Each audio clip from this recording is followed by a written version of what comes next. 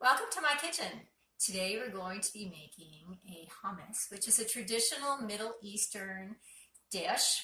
It's a spread that you can use in pocket breads, on open-faced sandwiches. You could dip some veggies in it or use it for dipping dried pita chips in it.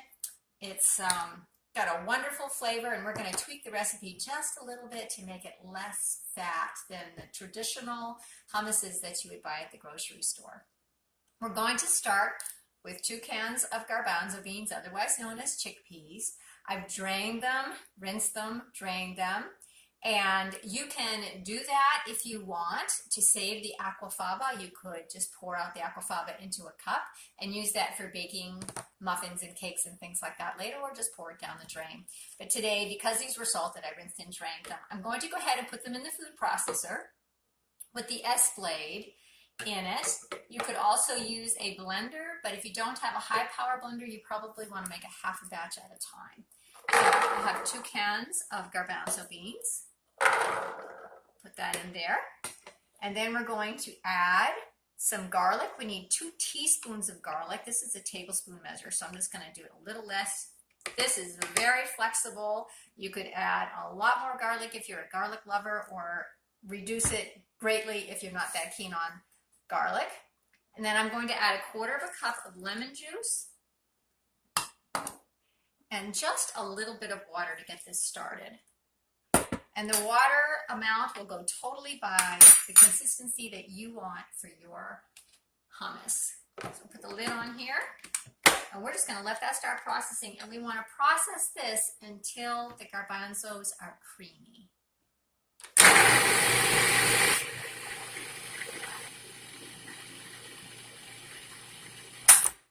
Now I can already see that this is going to be drier than I wanted, so I'm just going to take this opportunity to bring the ingredients that are on the side down into the main mix. And then I'm going to add a little bit of water at a time. I like my hummus a little bit on the thick side so that it doesn't run out of the sandwich.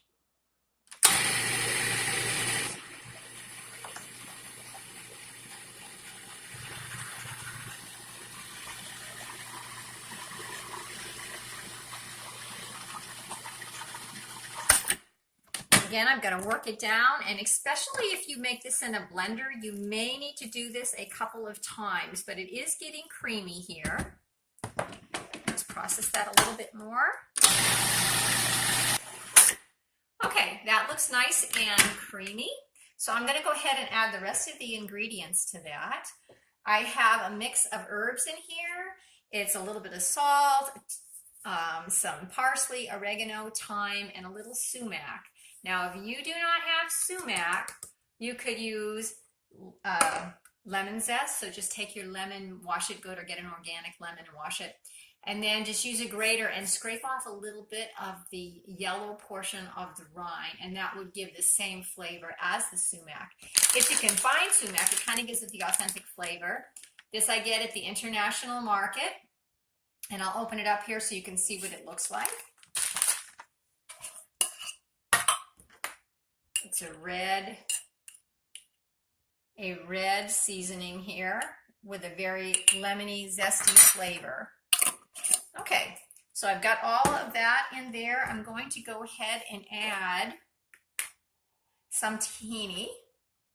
We'll add 2 tablespoons of tahini, which is a very small amount compared with most recipes for hummus. So we're just going to put this in here.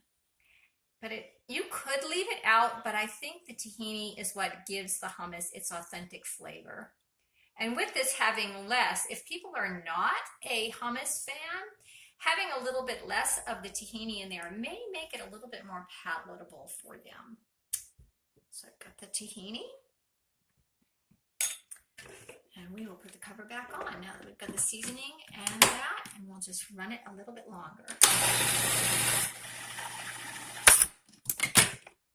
Okay, if you get to this point and it's thicker than you would like, just go ahead and add a little bit more water.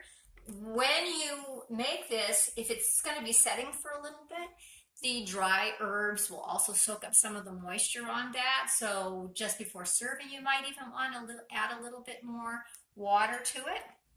But let's just take a little bit out here and show you what this looks like. So it has a nice consistency. It would stay nice on a sandwich. It would not be falling off.